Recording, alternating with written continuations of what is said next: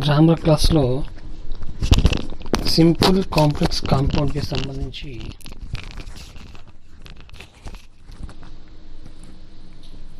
మాట్లాడుకుంటున్నాము వీడియోస్లో. ఇంతకుముందు క్లాస్లో మనం అసలు సింపుల్ కాంప్లెక్స్ కాంపౌండ్కి సంబంధించి కొన్ని బేసిక్స్ తెలుసుకున్నాం. ఏంటా బేసిక్స్ అంటే సెంటెన్సెస్ 4 రకాలు ఉంటాయి: సింపుల్, కాంప్లెక్స్ కాంపౌండ్ అండ్ ఇంకో మోడల్ అని చెప్పుకున్నాం, కాంప్లెక్స్ కాంపౌండ్ అని. ఆ తర్వాత ఫ్రేజ్ అంటే ఏంటి, ఇవి మనకు అవసరం అన్నమాట.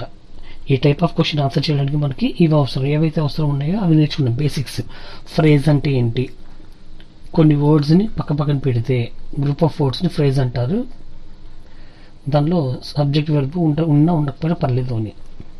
2 సెంటెన్స్ అంటే ఏంటి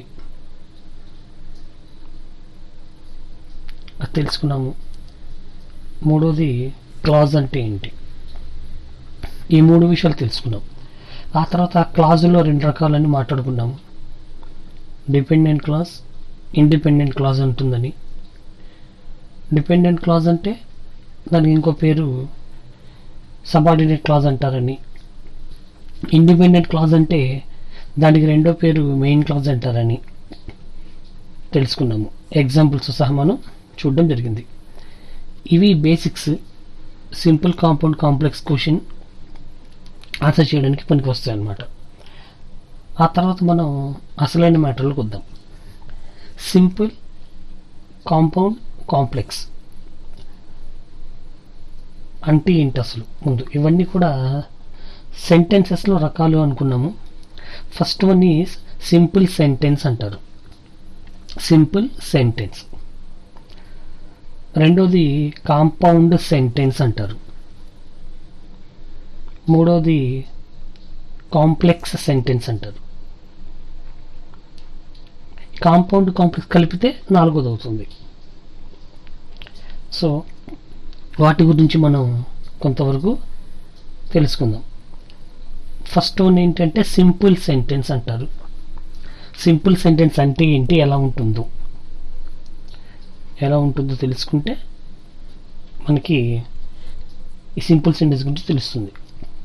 అప్పుడు ఆన్సర్ చేయడం ఈజీ ఉంటుంది. ఏ simple sentence comprises A sentence with a subject అంటే వర్బ్. సింపుల్ సెంటెన్స్ అంటే ఏంటంటే ఒక మామూలు సెంటెన్స్ అంతే, సింపుల్గా ఉండే ఒక సెంటెన్స్. సింపుల్గా ఉండే సెంటెన్స్ అంటే ఏంటి, సెంటెన్స్ లాగా ఉంటుంది అంతే. సెంటెన్స్ అంటే ఏంటి, సెంటెన్స్లో సబ్జెక్ట్ వెర్బ్ ఉండాలి, మీనింగ్ఫుల్గా ఉండాలి, దాన్ని సెంటెన్స్ అంటారు. దాన్నే సింపుల్ సెంటెన్స్ అని కూడా అంటారు. నార్మల్ సెంటెన్స్నే సింపుల్ సెంటెన్స్ అంటారు. ఓకే, సో ఎగ్జాంపుల్ చూద్దాం. The narrow street in the market is always busy with people అని ఒక ఎగ్జాంపుల్ ఇచ్చాం. The narrow street in the market is always busy with people. ఇది ఒక సింపుల్ సెంటెన్స్. ఇంత పెద్దది ఉంది, సింపుల్ ఏంటి అనుకుంటున్నారు. ఓకే, సింపుల్ సెంటెన్స్ ఒక లక్షణం ఏంటంటే ఒకటే సెంటెన్స్ ఉంటుంది, 2-3 సెంటెన్స్ కలిపితే ఉండవు. సింగిల్ సెంటెన్స్, సింగిల్గా వస్తుంది. ఓకే, సింగిల్ సెంటెన్స్ అంటే ఏంటి, ఒక సబ్జెక్టు ఒక వెర్బే ఉంటుంది.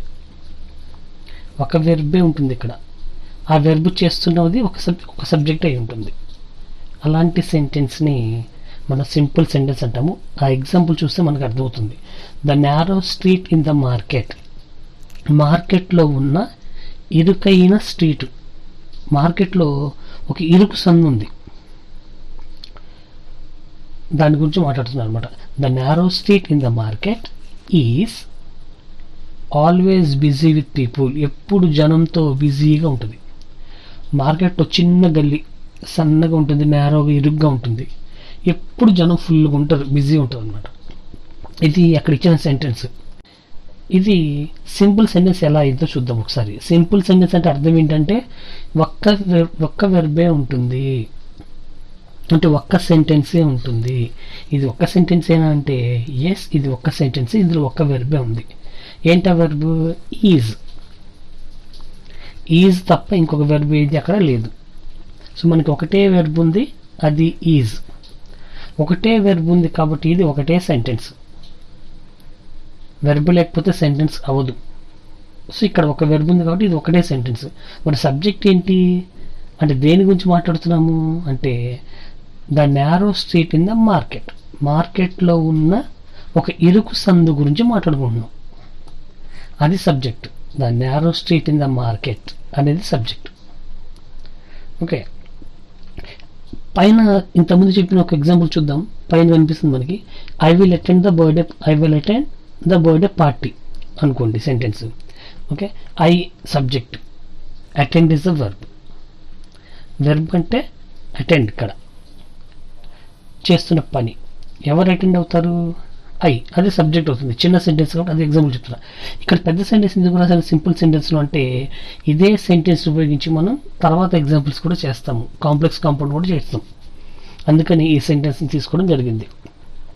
ఈ సింపుల్ సెంటెన్స్ అంటే కేవలం ఒక వెర్బ్ ఉంటుంది, ఒకటే సెంటెన్స్ ఉంటుంది, ఒకటే సెంటెన్స్. ఇక్కడ మనకి ఇచ్చిన ఎగ్జాంపుల్ ఒకటే సెంటెన్స్ ఉంది. ఎలా తెలిసిందంటే ఒకటే వెర్బ్ ఉంది కాబట్టి. ఈజ్ మాత్రమే వెర్బ్. ఇక్కడ ద నారో స్ట్రీట్ వెర్బ్ కాదు, ఇన్ ద మార్కెట్ వెర్బ్ కాదు, ఆల్వేస్ బిజీ వెర్బ్ కాదు, విత్ పీపుల్ వెర్బ్ కాదు. ఈజ్ మాత్రమే వర్బ్. సో ఇది ఒకటే సెంటెన్స్.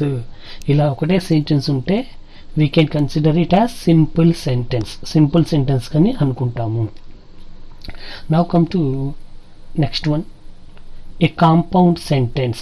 కాంపౌండ్ సెంటెన్స్ గురించి చెప్తున్నది ఇక్కడ. A compound sentence unites two independent clauses brought together by a semicolon or a comma plus a conjunction, a coordinating conjunction or actually a conjunction. Okay, compound sentence అంటే ఏంటంటే simple sentence అంటే ఏమనుకున్నాము, ఒకటే sentence అనుకున్నాం. ఇక్కడ compound sentence అంటే ఏంటంటే రెండు క్లాజులు ఉంటాయి. ఇప్పుడు సెంటెన్స్ అంటలా క్లాజెస్ అంటున్నాం, ఎందుకంటే ఒకటే సెంటెన్స్లో రెండు సెంటెన్సెస్ ఉంటాయి. So a sentence within sentence, సెంటెన్స్లో మళ్ళీ సెంటెన్స్ మనం క్లాజ్ అనాలి అనుకున్నాం. ఇక్కడ రెండు క్లాజులు ఉంటాయి. అవి కూడా ఎలాంటి క్లాజులు? Independent clause. ఇండిపెండెంట్ క్లాజ్ అంటే ఏంటి ఇంతకుముందు వీడియోలో చూసాము. మీరు మర్చిపోతే మళ్ళీ మీరు ఆ వీడియో ప్లే చేసుకుని చూడండి. డిపెండెంట్ క్లాజ్ అంటే వేరే సెంటెన్స్ మీద ఆధారపడి ఉంటుంది. ఇండిపెండెంట్ క్లాజ్ అంటే వేరే సెంటెన్స్తో సంబంధం లేనట్టు కూడా ఉండొచ్చు. దీనికై ఇది ఇండిపెండెంట్గా ఉంటుంది, సపరేట్గా ఒక మీనింగ్ఫుల్గా అనిపిస్తుంటుంది అనమాట. సో అలాంటి ఇండిపెండెంట్ క్లాజులు రెండు ఉంటాయి. అంటే రెండు వేరే వేరే సెంటెన్సెస్ని కలిపి సింగిల్ సెంటెన్స్గా చెబితే అది కాంపౌండ్ సెంటెన్స్ అవుతుంది. రెండు వేరే వేరే సెంటెన్స్ని ఒకే సెంటెన్స్గా చెప్తాము. అంటే ఒకే సెంటెన్స్లో రెండు వేరే వేరే సెంటెన్స్లు ఉంటున్నాయి కాబట్టి వాటిని క్లాజెస్ అన్నాం మనం. ఓకే, అవి కూడా ఎలాంటి క్లాజులు అంటే క్లాజులు రెండు రకాలు. డిపెండెంట్ క్లాజ్ ఉండాలి, ఇండిపెండెంట్ అంటే రెండు కూడా ఇండిపెండెంట్ క్లాజెసే ఉండాలి. ఓకే, సో జనరల్గా ఏం చేస్తుంటే మనం రెండు సెంటెన్సెస్ని కలపడానికి ఒక కంజంక్షన్ వాడుతూ ఉంటాం.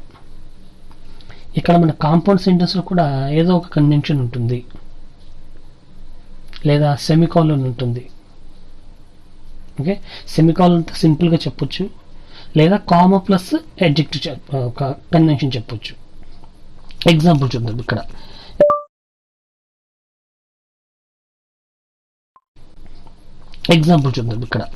ఎగ్జాంపుల్ చూస్తే మీకు కొంచెం ఇంకా బెటర్గా అర్థమవుతుంది. The narrow street in the market is in the market. The narrow street is in the market. మార్కెట్లో నారో స్ట్రీట్ ఉంది. ఇరుకు సంది ఎక్కడ ఉంది అంటే మార్కెట్లో ఉంది. ఇది ఒక సెంటెన్స్. ఇక్కడతో ఒక సెంటెన్స్ అయిపోతుంది. The narrow street is is the verb, isn't it? So ఇది ఒక సెంటెన్స్ అయిపోయింది. సబ్జెక్ట్ ఉంది, నారో స్ట్రీట్, ఈజ్ ఉంది, వెర్బ్, ఒక సెంటెన్స్ అయిపోయింది. సెకండ్ పార్ట్కి వచ్చేసి ఇది ఒక క్లాజ్. రెండో clause, it is always busy with people. It అంటే మార్కెట్, అదే narrow street. Is is the verb, it is the subject. ఇక్కడ కూడా మళ్ళీ మనకి కావాల్సిన రెండు సబ్జెక్ట్ వెర్బ్ రెండు వచ్చేసినాయి, సెంటెన్స్ అయిపోయింది.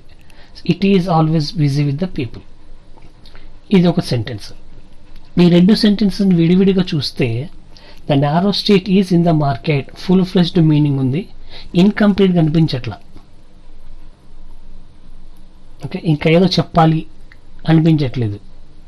అదేవిధంగా రెండవ సెంటెన్స్ చూసినా it is always busy with people, meaningful ఉంది, ఇంకా ఏదో మిగిలింది చెప్పడానికి అన్నట్టుగా ఏం లేదు. ఓకే, సో ఇవి రెండు కూడా కంప్లీట్ మీనింగ్తో ఉన్నాయి, ఇన్కంప్లీట్ మీనింగ్తో లేవు. అర్థవంతమైన అర్థంతో లేవు, అంటే అర్థం అయిన అంటే సగం ఉన్న అర్థంతో లేవు, మీనింగ్తో లేవు. సగం మీనింగ్ లేదు ఇక్కడ, ఫుల్ మీనింగ్ ఉన్నాయి రెండు సెంటెన్సెస్కి. ఈ రెండు సెంటెన్సెస్ని కలిపి సింగిల్ సెంటెన్స్ చేశారు. సింగిల్ సెంటెన్స్ చేయాలంటే మనకి 2 మార్కులు అండి. ఒకటి సెమికోలన్ ఉపయోగించవచ్చు,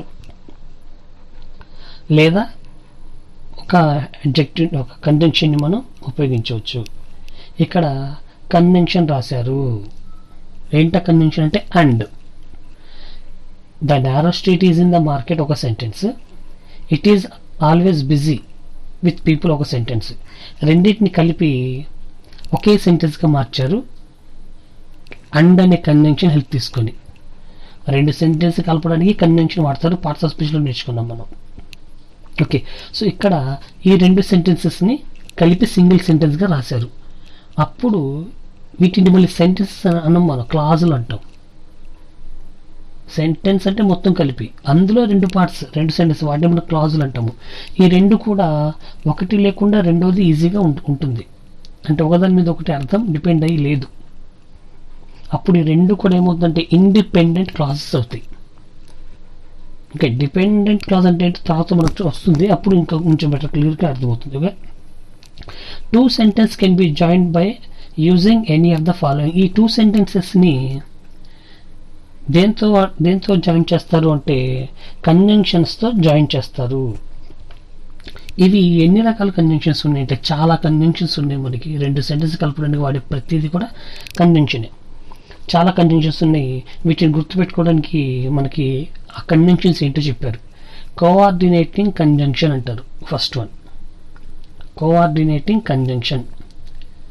ఇవేంటి అంటే ఇవి ఒక 7 కన్జంక్షన్స్ ఉన్నాయి, 7 కన్జంక్షన్స్. ఈ 7 కన్జంక్షన్స్ని మనం fan boys, FANBOYS, fan boys అనే ఒక పదాన్ని గుర్తుపెట్టుకోవడం ద్వారా ఈ 7 కన్జంక్షన్స్ని మనం గుర్తుపెట్టుకోవచ్చు. Fan boys. ఎఫ్ అంటే ఫర్, FOR. ఏ అంటే అండ్, ఎన్ అంటే నార్, NOR. బి అంటే బట్, ఓ అంటే ఆర్, OR. వై అంటే ఎట్, YET. అండ్ ఎస్ అంటే సో. 7 కంజంక్షన్స్ ఉన్నాయి. ఈ 7 కంజంక్షన్స్ని మనం ఆ ఆర్డర్లో రాసుకుంటే ఫ్యాన్ బాయ్స్ అనే ఒక వర్డ్ వస్తుంది. వాటిని గుర్తుపెట్టుకుంటే ఈ కంజంక్షన్స్ గుర్తుంటాయి. దీన్ని మనం ఎందుకు వాడతాము అంటే కాంపౌండ్ సెంటెన్స్లో రెండు సెంటెన్సెస్ని రెండు క్లాజుల్ని కలపడం కోసం వాడే కంజంక్షన్స్ ఇవి. ఇంకా ఉన్నాయి కొన్ని, వీటిని కోఆర్డినేటింగ్ కంజంక్షన్స్ అంటారు. ఇవి కాకుండా కోరిలేటివ్ కంజంక్షన్స్ అని ఉంటాయి. కోరిలేటివ్ కంజంక్షన్స్ అంటే ఏంటంటే జంట కంజంక్షన్స్, రెండు కలిపి వస్తుంటాయి, రెండు పదాలు ఉంటాయి దీనిలో. అందుకే వీటిని పెయిర్డ్ కంజంక్షన్స్ అని కూడా అంటారు. పెయిర్ అంటే జత. ఓకే, సో జతగా వచ్చే కంజంక్షన్స్ అవి ఏంటి? ఎయిదర్ ఆర్, అది కానీ ఇది కానీ. జస్ట్ యాజ్ సో, కంపేర్ చేసేటప్పుడు అచ్చవతనలాగే ఇది కూడా. నెయిదర్ నార్, అది కాదు ఇది కాదు. నాట్ బట్, మాత్రమే కాదు ఇది కూడా. Not only but also, almost same meaning పైదానికి. నాట్ ఓన్లీ బట్ ఆల్సో, అది మాత్రమే కాదు ఇది కూడా. వెదర్ ఆర్, ఓకేనా, రెండు డౌట్ ఉన్నప్పుడు అది కానీ ఇది కానీ. ఓకేనా, చెయ్యనా వద్దా, తినాలా వద్దా, వస్తాడా రాడా, అవి రెండు ఆప్షన్స్ తీసుకుంటున్నప్పుడు ఇవి వాడతాం మనం. వీటిని కోరిలేటివ్ కంజంక్షన్స్ అని అంటారు, లేదా పెయిర్డ్ కంజంక్షన్స్ అని కూడా అనొచ్చు.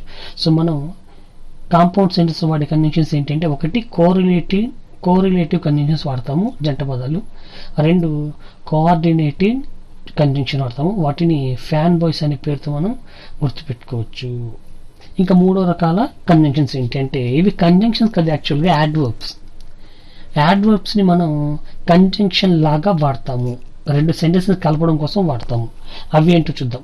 యాజ్ ఏ రిజల్ట్, ముందుగా అకార్డింగ్లీ, దానికి తగ్గట్టుగా అని చెప్పడం కోసం మనం అకార్డింగ్లీ రాస్తాము. యాజ్ ఏ రిజల్ట్, ఫలితంగా, ఆ కారణంగా. కంపారిటివ్లీ, కంపేర్ చేసినట్టయితే, తులనాత్మకంగా అంటే కంపేర్ చేసినట్లయితే. ఇన్ఫ్యాక్ట్, నిజానికి. మోర్ ఓవర్, అంతేకాకుండా. నెవర్ట్లెస్, అయితే. నంత్లెస్, ఏదేమైనా. ఆన్ ద అదర్ హ్యాండ్, మరోవైపు. అదర్వైజ్, లేకపోతే. వీటిని కూడా మనం వాడచ్చు. ఏది వాడాలి అంటే మన విచక్షణ, ఏది కరెక్ట్గా సూట్ అవుతుందో ఆ రెండు సెంటెన్స్ కలపడానికి ఈ మూడు రకాల కంజంక్షన్స్లో conjunctive adverb, correlative conjunction, coordinative conjunctions, వీటిలో ఏ కంజంక్షన్ రాస్తే అక్కడ సెంటెన్స్ మీనింగ్ఫుల్ అవుతుంది, అది మనం అక్కడ సెంటెన్స్ని బట్టి రాయాల్సి ఉంటుంది, సెంటెన్స్లోని మీనింగ్ని బట్టి రాయాల్సి ఉంటుంది. ఓకే, నెక్స్ట్ ఒక్కొక్కసారి కంజంక్షన్ కాకుండా సెమీకోలన్ కూడా రాయవచ్చు. కంజంక్షన్ బదులు సెమీకోలన్ రాయొచ్చు. ఇది ఎప్పుడు రాస్తాము అంటే బాగా క్లోజ్గా రిలేషన్ ఉంటే రెండు సెంటెన్సెస్ మధ్య, అది చదివేవాడికి బాగా అర్థమైద్ది అనుకుంటేనే రాయాలి, లేదా జనరల్గా కంజంక్షన్ మాత్రమే రాయాలి. ఓకే, చదవంగానే ఈజీగా అర్థమైపోతాయి ఇతనికి అని అనుకునే అలాంటి వాళ్ళకి మనం ఓన్లీ సెమికాలన్ రాసేసి వదిలేస్తాము. సో మనకి ఎగ్జామ్లో ఈ సెమికాలన్ రాసి వదిలేసే మోడల్ లేదు. కానీ కంజంక్షన్స్ మీరు ఖచ్చితంగా చదవాల్సిందే ఎగ్జామినేషన్ పాయింట్ ఆఫ్ వ్యూలో. కానీ సెమికోలన్ కూడా మన కంజంక్షన్గా వాడతాం కాబట్టి దాని గురించి ఇన్ఫర్మేషన్ కోసం ఇది ఇక్కడ రాశాను నేను. Semicolon, if the two independent clauses are very closely related, మనం చెప్పదలుచుకున్న రెండు సెంటెన్సెస్ కూడా, రెండు క్లాజెస్ కూడా క్లోజ్గా రిలేటెడ్ అయి ఉంటే ఒకదానికి ఒకటి, and the reader has enough information to understand the relationship between them, ఆ రెండు సెంటెన్స్ మధ్య ఉన్న ఆ రిలేషన్ని పూర్తిగా అర్థం చేసుకుంటాడు చదివినవాడు అని అనిపించినప్పుడు సెమికాలన్స్ వాడచ్చు. We can join the class using a semicolon without a conjunction, conjunction లేకుండా మనం అది రాయవచ్చు అంటున్నారు. అది కాంపౌండ్ సెంటెన్స్ అంటే. సింపుల్ సెంటెన్స్ అంటే ఏంటో తెలుసుకున్నాము, కాంపౌండ్ సెంటెన్స్ అంటే ఏంటో మనం ఇప్పుడు తెలుసుకున్నాము. మూడోది వచ్చేసి మనకి కాంప్లెక్స్ సెంటెన్స్ అంటాము. ఇది కొంచెం కష్టంగా ఉండే సెంటెన్స్ అనమాట. ఓకేనా, కాంపౌండ్ సెంటెన్స్లో ఏ విధంగా అయితే మనకి రెండు సెంటెన్సెస్ ఉంటాయో, రెండు క్లాజెస్ ఉంటాయో, కాంప్లెక్స్లో కూడా అలాగే ఉంటాయి. మరి ఏంటి డిఫరెన్స్ అంటే చూద్దాం ఇక్కడ ఏంటో. A complex sentence consists of the independent clause and at least one dependent clause. ఇందులో కనీసం ఒక్కటైనా సరే డిపెండెంట్ క్లాజ్ ఉంటుంది. కాంపౌండ్లోనేమో ఇండిపెండెంట్ క్లాజులే ఉన్నాయి అన్ని, వాటిని మనం కంజంక్షన్తో కలుపుకున్నాం. ఇక్కడ అలా కాదు, ఒకటి డిపెండెంట్ క్లాజ్ ఉంటుంది, అంటే వేరొక సెంటెన్స్ మీద ఆధారపడి ఉన్న ఇంకో సెంటెన్స్ ఉంటుంది డిపెండ్ అయిన, దీన్ని సబార్డినేట్ క్లాజ్ అని కూడా అంటారు. So A subordinating conjunction is used, ఇక్కడ కూడా కంజంక్షన్ వాడతాము, కాకపోతే ఇక్కడ వేరే కంజంక్షన్స్ వాడతాము. సబార్డినేటింగ్ కంజంక్షన్స్ ఉంటాయి. To join two sentences into complex sentence, complex sentence మీద ఒక సెంటెన్స్ మీద ఇంకో సెంటెన్స్ డిపెండ్ అయి ఉంటుంది, అంటే ఒక సెంటెన్స్ లేకపోతే రెండో సెంటెన్స్ యొక్క మీనింగ్ ఇన్కంప్లీట్ ఉంటుంది. అలా ఇన్కంప్లీట్ ఉన్న సెంటెన్స్ని మనం డిపెండెంట్ క్లాజ్ అని అంటాము. ఎగ్జాంపుల్ చూడండి, ఇక్కడ the narrow street which is in the market. A narrow street అయితే మార్కెట్లో ఉందో, ఫుల్ అవ్వాలి సెంటెన్స్. ఎప్పుడైతే మనం ఇక్కడ ఆపామో అక్కడ ఇన్కంప్లీట్ సెంటెన్స్ ఉంది అని అర్థం. ఏం చెప్తున్నారు, మార్కెట్లో ఉన్న ఆ నారో స్ట్రీట్ సెంటెన్స్ కంప్లీట్ అవ్వాలా. సెంటెన్స్ కంప్లీట్ అవ్వలేదంటే ఏంటి, రెండో సెంటెన్స్ చెప్తేనే ఇది కంప్లీట్ అవుతుంది అంటే దీని అర్థం దాని మీద డిపెండ్ అయి ఉంది. డిపెండెంట్ క్లాజ్ ఇది అనమాట. Is always busy with people, always busy with people ఇది కంప్లీట్ సెంటెన్స్. ఓకే, సో ఇక్కడ మనం ఒక క్లాజ్ ఏమో డిపెండెంట్ ఉంది, ఇంకో క్లాజ్ ఇండిపెండెంట్ ఉంది. డిపెండెంట్ క్లాజ్ ఏంటి? The narrow street which is in the market. Which అని యాడ్ చేయడం ద్వారా ఏదైతే మార్కెట్లో ఉందో అనే అర్థం వచ్చింది. అప్పుడు ఇన్కంప్లీట్ మీనింగ్ అయిపోతుంది. ఓకే, రెండవది is always busy with people. ఇక్కడ రెండోసారి మనం ద స్ట్రీట్ అని రాయాలి, ఎందుకంటే ఒకే సెంటెన్స్ రెండుసార్లు సబ్జెక్ట్ రాయనక్కర్లేదు కదా. అందుకని ఇక్కడ యాక్చువల్గా దీని అర్థం ఏంటంటే the narrow street is always busy with people అని. దీనికంటూ ఒక సపరేట్ స్టాండ్ ఉంది, ఇది ఈజీగా సపరేట్ మీనింగ్ ఇస్తుంది కాబట్టి దీన్ని ఇండిపెండెంట్ క్లాజ్ అంటారు. అంటే ఇక్కడ మనకి రెండు క్లాజులు ఉన్నాయి, ఒకటి డిపెండెంట్, ఇంకోటి ఇండిపెండెంట్. ఇంతకుముందు చెప్పిన మీనింగ్లో కూడా మనం ఇంతకుముందు చెప్పిన ఎగ్జాంపుల్లో కూడా చూడండి, ఇఫ్ యూ ఇన్వైట్ మీ, నువ్వు నన్ను పిలిస్తే ఇన్కంప్లీట్ ఉంది. I will attend the birthday party, నేను బర్త్డే పార్టీ అటెండ్ అవుతాను. సో ఇఫ్ యూ ఇన్వైట్ మీ లేకపోతే I will attend the birthday party fulfil meaning ఉంది. అంటే ఏంటి? I will attend the birthday party అనేది ఇండిపెండెంట్గా ఉందన్నమాట. ఇఫ్ యూ ఇన్వైట్ మీ ఇక్కడ ఆపేస్తే ఇండిపెండెంట్, ఇది ఫుల్ఫిల్ మీనింగ్ ఉండదు, మీనింగ్ఫుల్గా ఉండదు. ఇంకా ఏదో చెప్పాలి అని మీనింగ్ అనే అర్థమవుతూ ఉంటుంది మనకి. సో ఇది ఇన్కంప్లీట్ మీనింగ్ ఉంది, డిపెండెంట్ క్లాజ్ అవుతుంది. ఒక డిపెండెంట్ క్లాజ్, ఒక ఇండిపెండెంట్ క్లాజ్ రెండు ఉన్నట్లయితే దాన్ని కాంప్లెక్స్ సెంటెన్స్ అని అంటారు. ఓకే, సో ఈ కాంప్లెక్స్ సెంటెన్స్ కూడా రెండు ఫ్రేజ్లు ఉంటాయి, కాకపోతే ఒకటి డిపెండెంట్, రెండు క్లాజ్లు ఉంటాయి, కాకపోతే ఒకటి డిపెండెంట్, రెండోది ఇండిపెండెంట్ అవుతుంది. సో వీటిని కలపడానికి కూడా మనం కొన్ని కంజంక్షన్స్ని రాసుకుంటాము. అవి ఏంటి? ఆఫ్టర్, తరువాత అని అర్థం. ఆల్దో, అయినప్పటికీ. ఒక్కోసారి దో అని కూడా రాస్తారు. యాజ్, తోనే, రావడంతోనే, పిలవడంతోనే. యాజ్ అంటే అది. నెక్స్ట్ యాజ్ సూన్ యాజ్, వెంటనే. బికాస్, ఫలానా కారణంతో, ఎందుకనగా. ఈవెన్ ఇఫ్, అయినా కూడా. ఇన్ కేస్, ఒకవేళ అలా జరిగితే. ఇఫ్ అన్నమాట ఇది. ఇన్ ఆర్డర్ దట్, ఆ ప్రాసెస్లో. ప్రొవైడింగ్, గివింగ్ అని. సిన్స్, కారణం చెప్పడం కోసం వాడతాము. దో, ఆల్దో లాంటిది మీనింగ్. వెన్, ఎప్పుడైతే. వేర్, ఎక్కడైతే. హూ, ఎప్పుడైతే. ఇవన్నీ కూడా మనకి different type of different conventions. వీటిని మనం కాంప్లెక్స్ సెంటెన్స్ కోసం వాడతాము.